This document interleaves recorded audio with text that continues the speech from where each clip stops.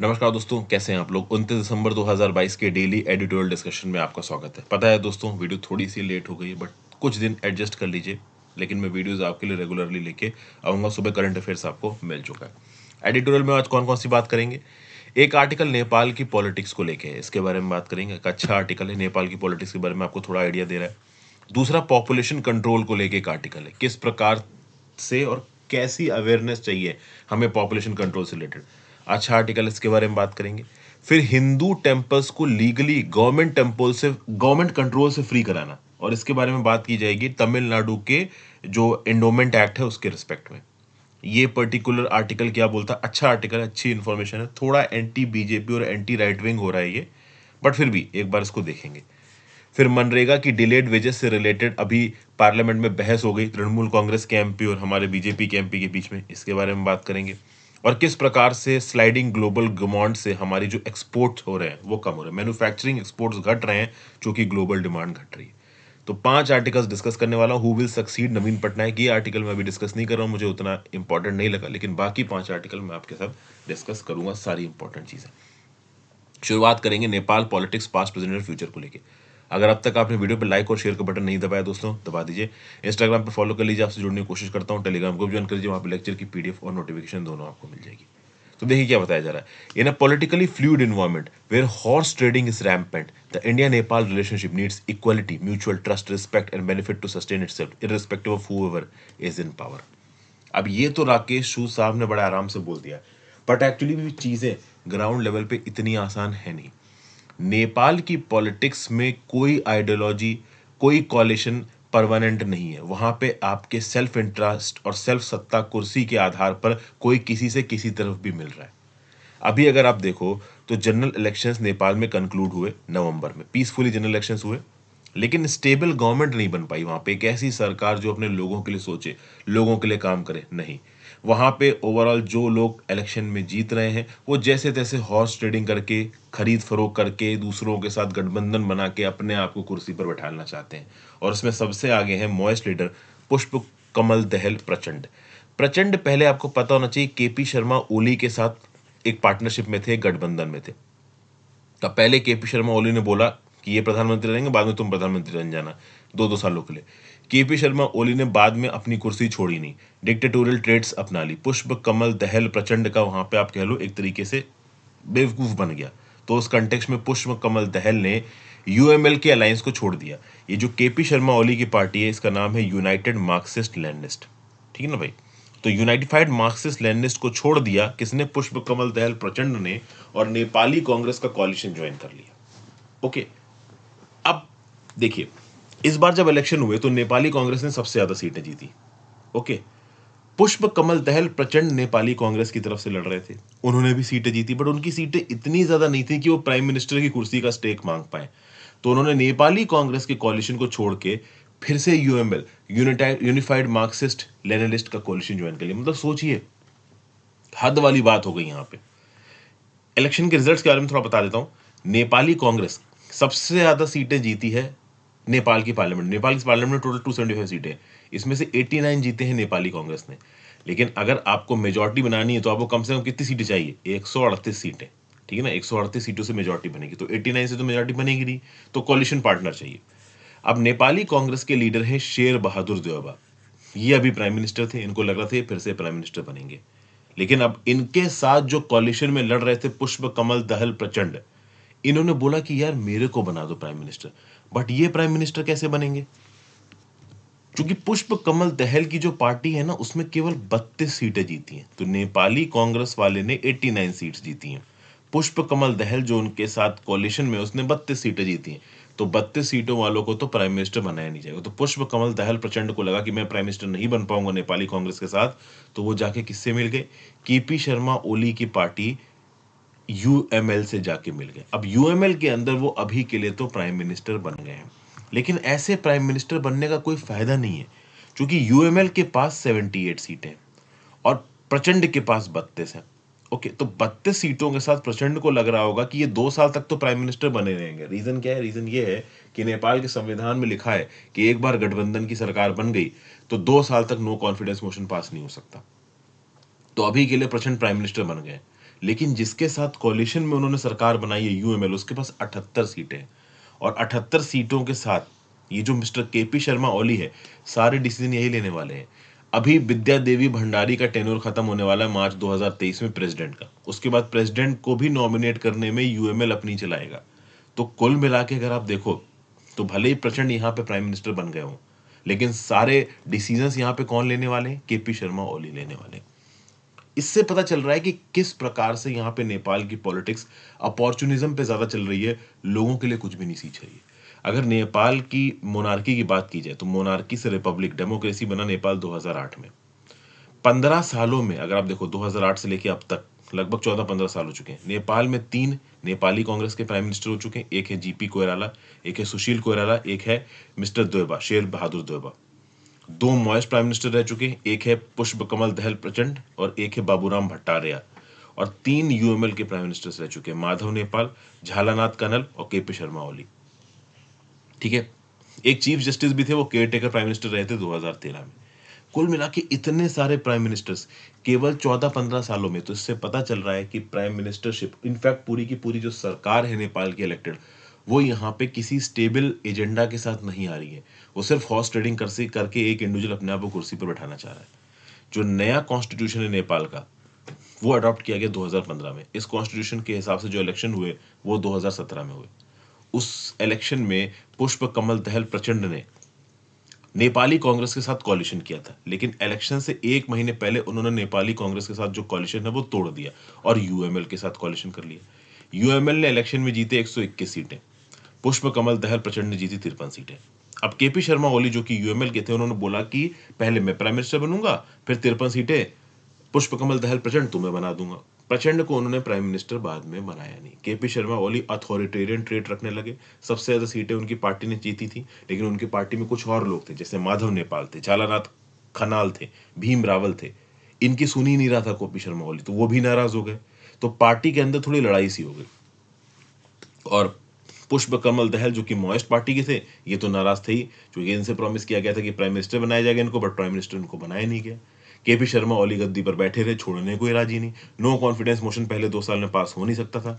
तो एंड में आप देखोगे कि ये जो प्रचंड थे ये अलग हो गए केपी शर्मा ओली से, और केपी शर्मा ओली की पार्टी यूएमएल के अंदर के कुछ और दिग्गज नेता अपने तरफ के वोटों को खींच के इनसे अलग हो गए। तो कहीं ना कहीं आप देखो तो उस समय पे केपी शर्मा ओली की जो नैया थी वो यहाँ पे डूबने लगी। उन्होंने मेजोरिटी लूज कर दी।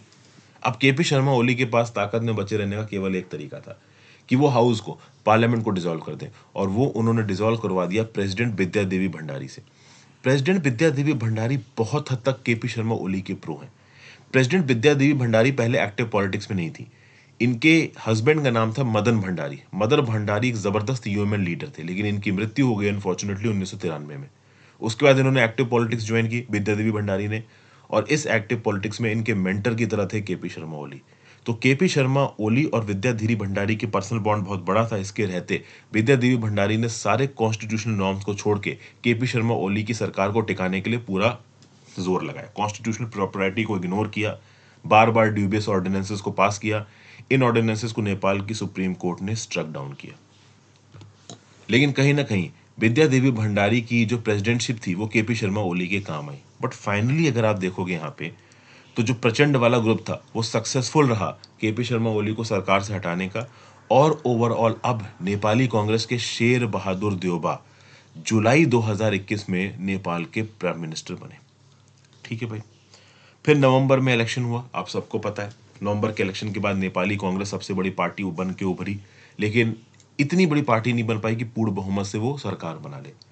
तो इस कंटेक्स्ट में पुष्प कमल दहल प्रचंड का जो सपना था कि मैं प्राइम मिनिस्टर बनूंगा, वो टूटता सा नजर आया नेपाली कांग्रेस के साथ। तो यूएमएल के सामने शर्त लग दी कि तुम्हारे साथ एक शर्त मिलूंगा जब मैं प्राइम मिनिस्टर बनूंगा। केपी शर्मा ओली ने बोला जाओ बन जाओ। हालांकि अभी भी पूर्ण बहुमत तो नहीं, लेकिन मेजॉरिटी जो यूएमएल की आप कह लो सीटें हैं 80 के ऊपर हैं, और 32 हैं आपकी प्रचंड की। तो कहीं ना कहीं अभी जो रूलिंग कोalition है उसमें भी सारे डिसीजन केपी शर्मा ओली ही लेने वाला है। अब अगर देखा जाए तो पिछले कुछ सालों में आप देखोगे जो मॉइस्ट हैं और जो मधेसीज हैं, इनका जो वोट शेयर है ना ओवरऑल वो गिरता जा रहा है।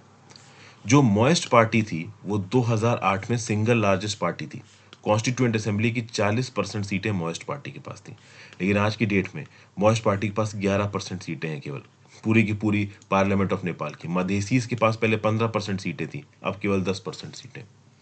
इस बार कुछ नए प्लेयर्स उठ के आए हैं नेपाल के इलेक्शन में। एक नई पार्टी बनी है, राष्ट्रीय स्वतंत्र पार्टी। राष्ट्रीय स्वतंत्र पार्टी को बनाया राबी लामिछाने ने। राबी लामिछाने एक पॉपुलर टीवी टॉक शो के होस्ट रहे हैं नेपाल के अंदर। फिर अगर आप देखो तो ये जो राष्ट्रीय स्वतंत्र पार्टी, इसके ज्यादातर जो एमपीज चुन के आए हैं ना, उन्होंने अपने रिसोर्सेज के साथ इलेक्शन लड़े हैं। उसके साथ साथ कुछ और पार्टी बनी, जैसे मधेसी रीजन में एक पार्टी उभर के आई है, जनमत पार्टी, जिसको लीड कर रहे हैं C K Raut.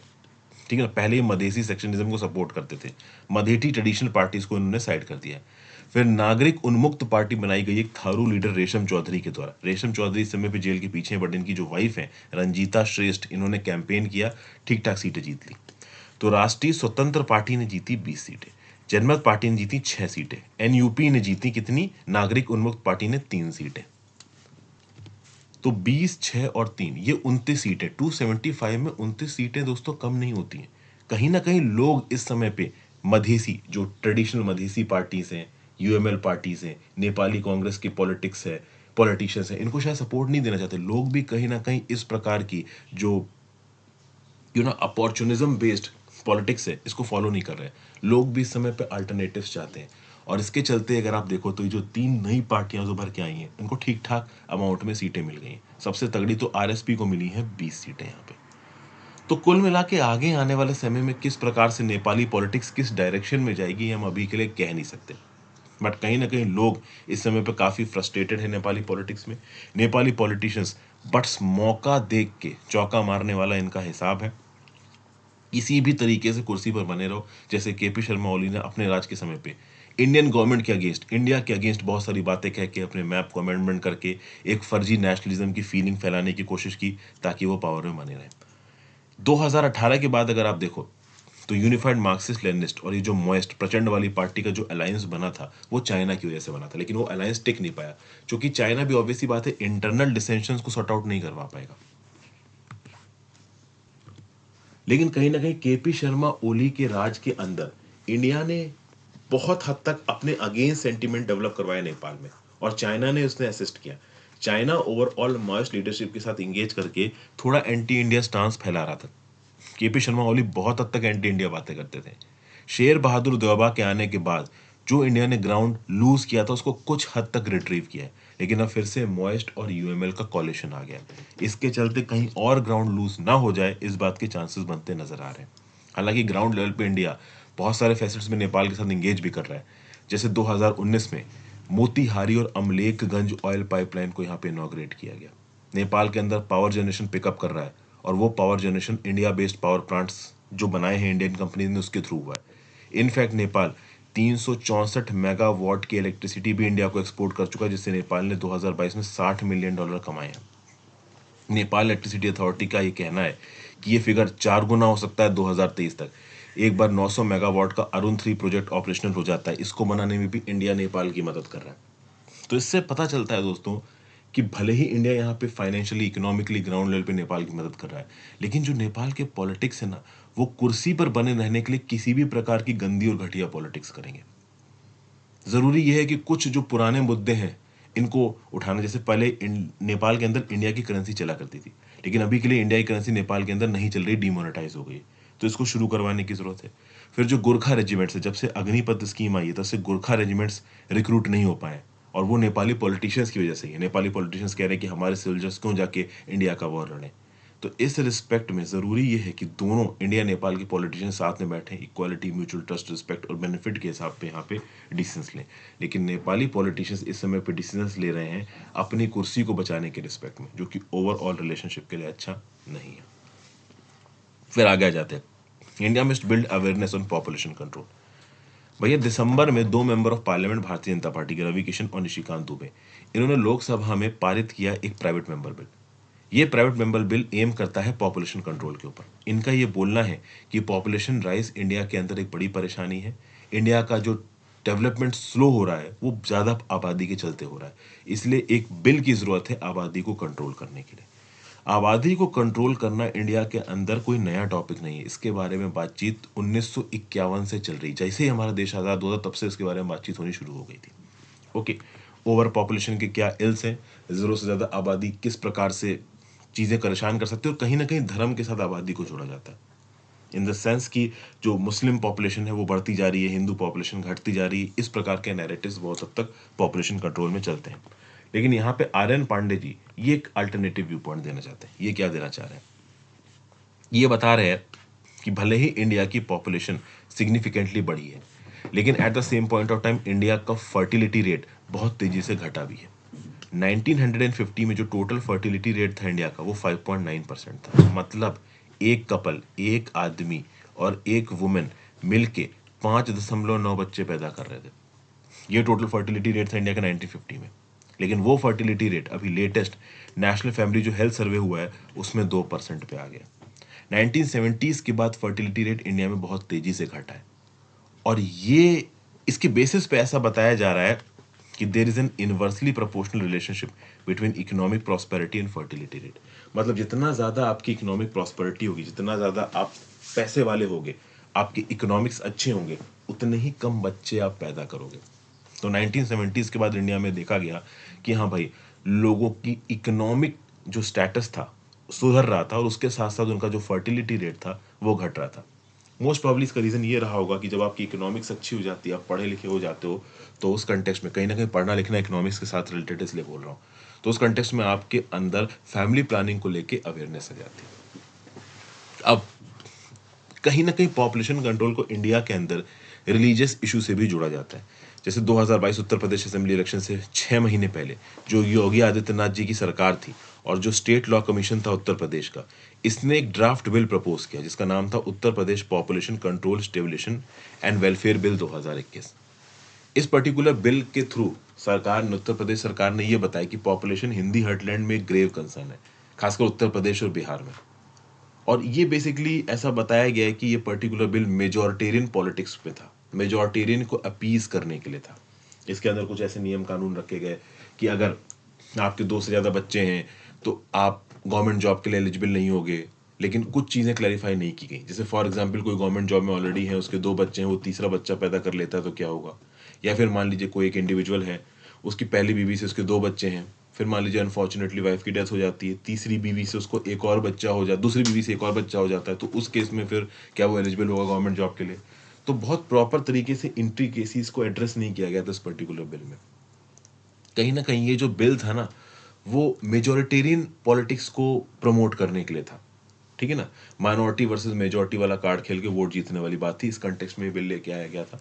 Okay, political polarisation लेके आ रहा था ये bill, politics of majority appeasement को फुलफिल कर रहा था। इस प्रकार की बातें यहाँ पे बोली जा रही। लेकिन अब ऑथर जो है यहाँ पे आर.एन. पांडे, ये कुछ फैक्ट्स बता रहे हैं आपको, कुछ डाटा बता रहे हैं। इनका ये बोलना है कि भले ही NFHS 5 के हिसाब से जो मुस्लिम्स का फर्टिलिटी रेट है वो हिंदूज से ज़्यादा है, लेकिन जो गैप है मुस्लिम्स और हिंदूज के फर्टिलिटी रेट के बीच में, ये बहुत तेज़ी से घटा है। 1992-1993 के बीच के समय पे हिंदूज के फर्टिलिटी रेट और मुस्लिम्स के फर्टिलिटी रेट के बीच में गैप था 1.1 का, और अब वो गैप NFHS 5 तक 0.35 हो चुका है। मतलब अब मुस्लिम्स का फर्टिलिटी रेट हिंदू के फर्टिलिटी रेट से 0.35 ही ज़्यादा है। तो ये बोल देना कि हाँ भाई मुस्लिम आबादी बहुत तेज़ी से अपनी पॉपुलेशन बढ़ा रही है और हिंदू आबादी नहीं बढ़ा रही है, ये पूरी तरीके से सच नहीं है अगर आप लेटेस्ट इस प्रकार के स्टैटिस्टिक्स को देखते हो तो। अब उत्तर प्रदेश की बात करते हैं। उत्तर प्रदेश के अंदर ऑन एन एवरेज 20% मुस्लिम आबादी है। इनका जो टोटल फर्टिलिटी रेट है मतलब आपका उत्तर प्रदेश में, वो 1981 में था 5.8%, 2011 में आ गया 2.7%। तो उत्तर प्रदेश में मुस्लिम आबादी 20% है और ओवरऑल 2011 में फर्टिलिटी रेट था 2.7%। वहीं पे अगर आप आसाम चले जाओ तो आसाम में मुस्लिम आबादी 33% है और टोटल फर्टिलिटी रेट है 1.9%। और वहीं पे आप जम्मू एंड कश्मीर में चले जाओ तो मुस्लिम आबादी वहां पे मेजॉरिटी में है, लेकिन टोटल फर्टिलिटी रेट 2011 में उनका 1.4% था। तो ऑथर एक्चुअली में इन स्टैटिस्टिक्स के हिसाब से ये बताने की कोशिश कर रहा है कि अलग अलग राज्य जहाँ पे प्रपोर्शन में मुस्लिम्स की आबादी ज़्यादा है, वहाँ पे भी ओवरऑल फर्टिलिटी रेट आपको कम होता नजर आ रहा है। तो ये कह देना कि हाँ भाई फर्टिलिटी रेट ज़्यादा है, ज़्यादा बच्चे मुस्लिम्स में पैदा हो रहे हैं, ये गलत होगा। ये गलत स्ट्रैटेजी है मेजोरिटेरियन पॉलिटिक्स को प्रमोट करने की, अपीजमेंट करने की। ये बात यहाँ पे बताई जा रही। फिर वो एंड में पांडे जी ये बोल रहे हैं कि जो टोटल फर्टिलिटी रेट है 2%, ये रिप्लेसमेंट लेवल फर्टिलिटी रेट 2.1 से भी कम है, तो आगे आने वाले समय में जो हमारी आबादी है वो स्टेबलाइज होगी। अब इस कंटेक्स्ट में जब ये निशिकांत दुबे और रवि किशन बिल लेके आए पार्लियामेंट में, प्राइवेट मेंबर बिल्स, इस प्रकार के फोर्स्ड पॉपुलेशन कंट्रोल के बिल को इंडिया में लाना सही नहीं होगा। इसके रिस्पेक्ट में एक्सटर्नल अफेयर्स मिनिस्टर जयशंकर साहब भी अपना व्यू पॉइंट दे चुके हैं। जयशंकर साहब ने बोला था forced population control can have dangerous consequences. अगर आप जबरदस्ती पॉपुलेशन को कंट्रोल करते हो तो डेंजरस कॉन्सिक्वेंसेस होंगे। किस प्रकार से? एक तो लोग फिर बच्चे को, मतलब लड़के को प्रायोरिटी देंगे, लड़की को प्रायोरिटी नहीं देंगे, तो जो जेंडर बैलेंस है वो खिसक जाएगा, पहली बात। दूसरी बात, चाइना के अंदर ये जो फोर्स्ड पॉपुलेशन कंट्रोल था, वन चाइल्ड पॉलिसी थी, ये पूरी तरीके से फेल कर गई। एक डेमोग्राफिक इम्बैलेंस आज की डेट में चाइना में देखने को मिलता है। चाइना की आबादी की अगर आप बात करोगे तो बहुत तेजी से बूढ़ी हो रही है, एज हो रही है। ओके, तो हमें यहाँ पे चाइना जैसे फोर्स्ड पॉपुलेशन कंट्रोल मेजर्स को लेके नहीं आना है। हमें अपने पब्लिक हेल्थ इंफ्रास्ट्रक्चर को स्ट्रेंथन करना है, पॉपुलेशन कंट्रोल को रिस्पेक्ट में अवेयरनेस बढ़ानी है, जो लेडीज हैं, जो मैरिड कपल्स हैं, उनकी अवेयरनेस को बढ़ाना है, ताकि वो ओवरऑल पॉपुलेशन कंट्रोल के रिस्पेक्ट में जागरूक रहें, अपने लिए एक अच्छी लाइफ ढूंढें, ना कि अपने बच्चों को मैक्सिमाइज करने की कोशिश करें। तो इस प्रकार की चीजें अगर हम करते हैं तो हम एक अच्छे रिजल्ट्स पा पाएंगे। यूनाइटेड नेशंस का डाटा ये बताता है कि जब किसी एक पर्टिकुलर आबादी में ओल्डर लोगों की जो मात्रा है वो बढ़ने लगती है, जैसे जापान में ऐसा देखने को मिल रहा है, चाइना में ऐसा देखने को मिल रहा है, तो उस कंटेक्स्ट में उस पॉपुलेशन की यंग आबादी के ऊपर जोर से ज्यादा लोड आता है। इंडिया के अंदर नेचुरली पॉपुलेशन स्टेबलाइज हो रही है, तो हमें बहुत ज्यादा जरूरत नहीं है पॉपुलेशन को जबरदस्ती आर्टिफिशियल कंट्रोल करने की। ये ओवरऑल एंड में बताया जा रहा है। फिर अगले आर्टिकल पे आ जाते हैं, the legal hurdles in freeing Hindu temples. क्या बताया जा रहा है? देखिए, पिछले कुछ सालों में, ऐसा ऑथर बोल रहे हैं यहाँ पे, मनुराज शुनमुगा सुंदरम, ये एडवोकेट है मद्रास हाईकोर्ट में, और द्रविड मुनित्र कजगम पार्टी के स्पोक्स पर्सन। अब आप समझ लो, तमिलनाडु की डीएमके पार्टी के स्पोक्स पर्सन है, तो बहुत हद तक जो इनके व्यू पॉइंट है वो पॉलिटिकली अलाइंड है। इस बात को ध्यान रखिएगा इस आर्टिकल के फैक्ट्स को जानने से पहले। तो इन्होंने बोला है कि बीजेपी एक कैंपेन चला रही है और जो हिंदू टेम्पल्स हैं उनको सरकार के कंट्रोल से निकालने की कोशिश कर रही है। कर्नाटका की चीफ मिनिस्टर बसवराज बोमई साहब, इन्होंने ओवरऑल हिंदू टेम्पल्स को गवर्नमेंट के कंट्रोल से अलग करने की बात की रिसेंटली। और जो नॉन बीजेपी रूल स्टेट्स हैं वहां पे राष्ट्रीय स्वयंसेवक संघ एक लीगल चैलेंज लेके आ रही है कुछ नियम कानूनों पे। जैसे तमिलनाडु के अंदर एक नियम कानून है, Tamil Nadu Hindu religious and charitable endowment act 1959, इसको आप TNHR एंड CE एक्ट भी बोलते हो। इस पर्टिकुलर एक्ट के अंदर राष्ट्रीय स्वयंसेवक संघ लीगल चैलेंजेस लेके आने की कोशिश कर रही है। मतलब बीजेपी की जो पार्टी है, जो गवर्नमेंट है, वो चाहती है कि जो हिंदू टेम्पल्स हैं सरकार के कंट्रोल के अंदर ना रहे। अब इसके पॉजिटिव्स निगेटिव्स दोनों देखते हैं। ऑथर का बोलना है कि पहली बार 1927 में जस्टिस पार्टी के द्वारा लाया गया था Madras Hindu religious endowment act 1927। मतलब पहली बार इंडिया में सरकार टेम्पल्स को रेगुलेट करे, तो इसके लिए जस्टिस पार्टी कानून लेके आई थी 1927 में। फिर 1950 में लॉ कमीशन ऑफ इंडिया ने सजेस्ट किया कि एक नियम कानून बनाया जाना चाहिए जिसके चलते मंदिरों के पास जो दौलत है और प्रॉपर्टीज हो उनका मिसयूज ना हो, इस बात को हम इंश्योर कर सकें। और इसीलिए तमिलनाडु में बनाया गया TNHR and CE act. In fact TNHR and CE act की कॉन्स्टिट्यूशनल वैलिडिटी को सुप्रीम कोर्ट के सामने भी चेक किया जा चुका है, लेकिन सुप्रीम कोर्ट ने अपने लैंडमार्क शिरूर मठ केस में साफ साफ बोला था कि TNHR एंड CE एक्ट सही है, ये अनकॉन्स्टिट्यूशनल नहीं है, ये कॉन्स्टिट्यूशनल है, ये वैलिड है। तो एक revised TNHR and CE act पे लेजिस्लेशन किया गया 1959 में, और आज तक TNHR and CE act Tamil Nadu के अंदर चल रहा है। फिर 1960 में गवर्नमेंट ऑफ इंडिया ने बनाया हिंदू रिलीजियस इंडोमेंट कमीशन, जिसको चेयर किया था डॉक्टर CP रामास्वामी अय्यर ने, जो कि इंक्वायर करेगा in matters related to Hindu public religious endowment. इस कमीशन ने भी ये बोला कि भाई सरकार का कंट्रोल टेम्पल्स के ऊपर बहुत ज़्यादा ज़रूरी है।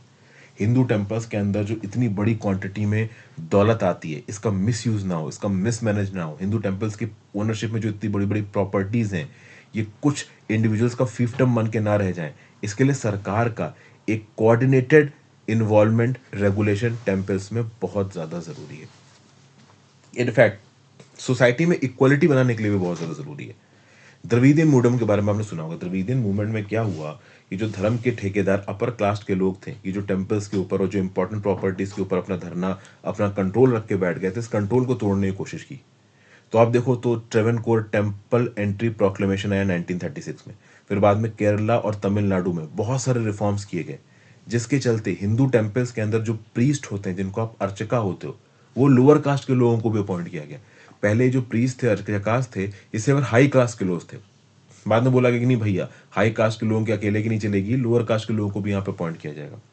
अगस्त 2021 में तविद मुनित कजगम पार्टी ने 208 अपॉइंटमेंट किए TNHRC एक्ट के अंदर ओवरऑल अर्चकास प्रीस्ट की पोस्ट पे, जिसमें हर क्लास के लोग थे, एक वुमेन भी थी, ओधुवार।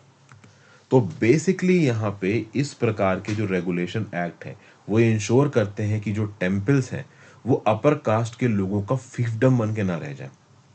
अपर कास्ट के लोग यहाँ पे टेम्पलों को अपनी जागीर न समझने लगे। फिर सिर्फ कास्ट की बात नहीं है, इन टेम्पल्स के पास जो बेशुमार दौलत आती है, जो बड़ी प्रॉपर्टीज इनके कंट्रोल के अंदर है, उनके मैनेजमेंट में भी ट्रांसपेरेंसी और अकाउंटेबिलिटी होनी चाहिए। कुछ लोग ओवरऑल, और वो लोग कहीं ना कहीं फैमिली सक्सेशन के थ्रू ओवरऑल टेम्पल की जागीरों, प्रॉपर्टी के ऊपर अपना एक छत्र राज करके रखते हैं, वो सही नहीं है। तो इस कंटेक्स्ट में डीएमके पार्टी बीजेपी पार्टी के स्टेप्स को क्रिटिसाइज कर रही है। 2021 में बीजेपी ने प्रॉमिस किया था कि जो टेम्पल्स हैं उनको एक separate board comprising Hindu scholars and cents को दे दिया जाएगा। अब होगा ये कि अगर गवर्नमेंट का रेगुलेशन हट जाता है टेम्पल उसके ऊपर, तो फिर टेम्पल से रिलेटेड किसी भी अफेयर में किसी भी प्रकार की पब्लिक अकाउंटेबिलिटी, ट्रांसपेरेंसी नहीं रह पाएगी। अभी के लिए टेम्पल की मैनेजमेंट अफेयर्स में आप पिटिशन फाइल कर सकते हैं कोर्ट में, राइट टू इन्फॉर्मेशन एक्ट के अंदर इन्फॉर्मेशन मांग सकते हैं। अगर ओवरऑल कंट्रोल सरकार के पास से जाता है तो इस प्रकार की चीज़ें आप नहीं कर पाओगे। जो भी सोशल रिफॉर्म शुरू हुए हैं वो स्टॉल हो जाएंगे, रुक जाएंगे, ठीक है ना। तो जो टेम्पल्स है ना, फ्री टेम्पल्स, वो फ्री टेम्पल्स हैं अभी भी। देखिए, आर्टिकल 25 क्लॉज 2 के अंदर रिलीजियस अफेयर्स के ऊपर लिमिटेड कंट्रोल कर सकती है सरकार, और सरकार लिमिटेड कंट्रोल ही कर रही है। टेम्पल्स का मिसमैनेजमेंट ना हो, बस ये देखती है सरकार। सरकार ही देती है कि टेम्पल की दौलत सही तरीके से इस्तेमाल हो, टेम्पल की प्रॉपर्टी सही तरीके से इस्तेमाल हो। Freedom to freely profess, practice and propagate religion, ये अभी भी सेफ गार्डेड है 25 के अंदर, आर्टिकल 25 के अंदर। तो टेम्पल का कंट्रोल सरकार के पास है, तो सरकार किसी भी हिसाब से आपका आर्टिकल 25 वायलेट नहीं कर रही है। सरकार बस इस बात को इंश्योर कर रही है कि टेम्पल के अंदर सोशल इनइक्वालिटीज ना हो, टेम्पल के दरवाजे हर क्लास के लोगों के लिए खुले हों, टेम्पल की प्रॉपर्टी को कुछ लोग अपनी जागीर समझ के यूज ना करें। तो ये सब बातें ओवरऑल यहाँ पे बताई गई। तो इसलिए सुपरविजरी स्टेट कंट्रोल टेम्पल के ऊपर बहुत ज़्यादा ज़रूरी है, ये ऑथर यहाँ पे बोल रहे हैं। और TNHR&CE एक्ट को तो सुप्रीम कोर्ट ने भी अपहेल्ड किया है, बहुत ज़बरदस्त तरीके से काम कर रहा है। तो ये जो कैंपेनिंग है कि TNHR&CE एक्ट गलत है, ये बिल्कुल सही नहीं है, ऐसा कुछ यहाँ पे बताया जा रहा है। ओके, डीएमके स्पोर्ट्स पर्सन का आर्टिकल, वैसे तो कुछ पॉइंट्स इनके अच्छे हैं, बट कहीं ना कहीं एक एंटी बीजेपी स्टैंस के साथ इस पर्टिकुलर आर्टिकल को लिखा गया। फिर आ जाते हैं एक्सपोर्ट को लेके। इंडिया के एक्सपोर्ट के रिस्पेक्ट में का आर्टिकल है। अक्टूबर में इंडिया का एक्सपोर्ट, अक्टूबर 2022 में इंडिया का एक्सपोर्ट अक्टूबर 2021 के रिस्पेक्ट में 17% गिरा था, लेकिन नवंबर 2022 में नवंबर 2021 के रिस्पेक्ट में 0.6% बढ़ा। अक्टूबर में इंडिया का एक्सपोर्ट था $29.8 बिलियन, नवंबर में है $32 बिलियन। थोड़ा स्टेबलाइज हुआ है, लेकिन अप्रैल से सितंबर 2022 के बीच में ऑन एन एवरेज इंडिया का एक्सपोर्ट हर महीने $39 बिलियन रहा है। तो उसके हिसाब से $32 बिलियन तो बहुत कम है, ठीक है। फिर अगर इंपोर्ट देखो तो इंपोर्ट भी घटा है। इंपोर्ट इंडिया का है नवंबर में $55.9 बिलियन, ठीक है। अगर आप देखो तो मार्च 2022 से सितंबर 2022 तक ऑन एन एवरेज हर महीने इंपोर्ट इंडिया का रहा है $60 बिलियन। तो $55.9 बिलियन थोड़ा कम ही नजर आ रहा है। अगर आप देखो तो पिछले 5 महीने में सबसे कम ट्रेड डेफिसिट देखने को मिली है, $25 बिलियन से कम ट्रेड डेफिसिट देखने को मिली है, क्योंकि $55.9 बिलियन हमारा इंपोर्ट था और $32 बिलियन हमारा एक्सपोर्ट था। तो लगभग $24 बिलियन की ट्रेड डेफिसिट यहाँ पे देखने को मिली है। लेकिन एक टेंशन है, टेंशन ये है कि जो नॉन ऑयल आप कह लो एक्सपोर्ट है वो घट रहा है। Non oil export performance India की घट रही है जून से लेकर अब तक, ये हमारे लिए टेंशन की बात है। जो इंजीनियरिंग गुड्स के एक्सपोर्ट हैं वो घट रहे हैं। पिछले साल इंडिया ने $422 बिलियन के गुड्स एक्सपोर्ट किए थे, जिसमें इंजीनियरिंग गुड्स बहुत ज़्यादा थे। टेक्सटाइल एक्सपोर्ट्स बहुत ज़्यादा थे, लेकिन अब ये टेक्सटाइल इंजीनियरिंग गुड्स के जो एक्सपोर्ट हैं वो इंडिया में कम होते नजर आ रहे हैं। केयर रेटिंग रिसर्च के हिसाब से ये बताया गया है कि भले ही इंडिया के पहले 8 मतलब 2022-23 के इंडिया के पहले 8 महीनों में जो एक्सपोर्ट है वो 11.1% बढ़ा है, लेकिन उसके बाद बहुत तेजी से घटना भी शुरू हो रहा है। तो इस कंटेक्स्ट में ओवरऑल पूरे साल में इंडिया का एक्सपोर्ट पिछले साल के कंपैरिजन में 2.3% कम हो सकता है। 2023-24 की बात करो तो 2023 में जो वर्ल्ड एक्सपोर्ट है वो केवल 1% से बढ़ेगा, बट हो सकता है कि इंडिया का एक्सपोर्ट 2023-24 में 1.5% से बढ़े। अब इंडिया डेवलपिंग इकोनॉमी है, इंडिया एक ब्राइट स्पॉट है ग्लोबल मैन्युफैक्चरिंग में, तो इस कंटेक्स्ट में पूरी दुनिया का एक्सपोर्ट 1% से बढ़ रहा है ट्रेड, और इंडिया का एक्सपोर्ट केवल 1.5% से बढ़ रहा है, ये हमारे लिए एक अच्छी बात नहीं है। तो एक्सपोर्ट इंटेंसिव सेक्टर्स में सॉफ्ट लैंडिंग की जरूरत है, फैक्ट्रीज को सरकारी असिस्टेंस की जरूरत है, डोमेस्टिक सेंटीमेंट जो हिट हुआ है इसको स्टेबलाइज करने की जरूरत है, इन्फ्लेशन को स्टेबलाइज करने की जरूरत है। भारत सरकार ने किया भी है। स्टील और आयरन ओर के ऊपर जो एक्सपोर्ट ड्यूटी है इसको भारत सरकार ने हटा दिया है यहाँ पे। अगर प्री पैंडेमिक ईयर्स की आप बात करो तो वियतनाम, कंबोडिया, बांग्लादेश, चाइना, इन्होंने ग्लोबल एक्सपोर्ट्स में अपने शेयर को बढ़ाया। इंडिया को भी कुछ ऐसी ही कोशिश करनी पड़ेगी और ओवरऑल कॉम्पिटिटिव रहना पड़ेगा, अपने आप को पूरी दुनिया में एक ग्लोबल मैन्युफैक्चरिंग पावर हाउस की तरह पोर्ट्रे करने के लिए। तो ये कुछ अच्छे स्टैटिस्टिक्स से हमने डिस्कस किए। एंड में भी रिसेंटली राज्यसभा में minister of state for rural development Sadhvi Niranjan Jyoti की लड़ाई सी हो गई तृणमूल कांग्रेस के एमपी जवाहर सरकार के साथ, इस बात को लेके कि वेस्ट बंगाल के अंदर मनरेगा के फंड्स को क्यों रोक रखा है भारत सरकार ने। एक रिपोर्ट है नॉट प्रॉफिट ऑर्गेनाइजेशन लिपटेक इंडिया की, जिसने ये बोला कि 26 दिसंबर 2021 से लेकर अब तक 2744 करोड़ रुपए की पेमेंट मनरेगा वर्कर्स की रोक रखी है केंद्र की सरकार ने। अब जब केंद्र की सरकार से पूछा गया तो केंद्र की सरकार ने बोला कि भाई देखिए, वेस्ट बंगाल की सरकार केंद्र की सरकार के डायरेक्टिव्स के हिसाब से काम नहीं कर रही है, कहीं ना कहीं मनरेगा के फंड्स का मिसयूज हुआ है, तो इस कंटेक्स्ट में हमने मनरेगा की पेमेंट रोक दी। लेकिन ऑथर यहाँ पे ये बोल रहा है कि at the same point of time West Bengal की सरकार ने अपना रिस्पॉन्स भी सबमिट कर दिया है, तो एक लिमिट से ज्यादा अगर केंद्र की सरकार फंड रोकेगी तो पनिशमेंट किसको मिलेगी? लोगों को मिलेगी। पैंडेमिक के ईयर में वेस्ट बंगाल में 77 लाख लोगों ने मनरेगा का बेनिफिट लिया था, जो कि इस साल केवल 16 लाख पे बचे। लोग वेस्ट बंगाल के अंदर मनरेगा का काम में ही इनरोल नहीं कर रहे हैं। रीजन क्या है? रीजन ये है कि उनको पता है कि पेमेंट आने में समय लगेगा। प्री कोविड ईयर कोरोना शुरू होने से पहले भी वेस्ट बंगाल में 49.25 लाख हाउस होल्ड्स ने बेनिफिट लिया था। किसका? मनरेगा का। पैंडेमिक ईयर में 77 लाख हाउस होल्ड्स ने, लेकिन इस साल केवल 16 लाख हाउस होल्ड्स ने। रीजन क्या है? रीजन ये है कि उनको पता है कि वेस्ट बंगाल सरकार की केंद्र सरकार से बन नहीं रही, केंद्र की सरकार की तरफ से मनरेगा का पैसा ही यहाँ पे नहीं आ रहा है। वेज डिलेज मनरेगा के अंदर एक बड़ी क्रॉनिक प्रॉब्लम है। ये पुअरेस्ट रूरल हाउस होल्ड्स के लिए एक इंश्योरेंस की तरह काम करता है मनरेगा। जब भी कोई परेशानी आती है मनरेगा उनको एक पीछे से क्वेश्चन प्रोवाइड करता है, एक हेल्प प्रोवाइड करता है। तो अगर पब्लिक फाइनेंशियल मैनेजमेंट सिस्टम के अंदर इस हद तक फंड्स का डिस्बर्सल होगा तो एंड में सारी की सारी परेशानी उठानी लोगों को ही पड़ेगी।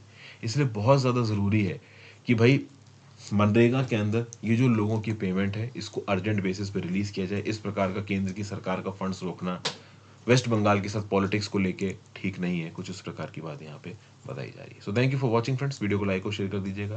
मैंने सारे इंपॉर्टेंट पॉइंट्स आपके साथ डिस्कस कर लिए हैं एडिटोरियल के। आई होप आपको पसंद आए। अपने व्यू पॉइंट नीचे कमेंट बॉक्स में देखिएगा। अगर आपको लगता है कोई पॉइंट छूट गया हो तो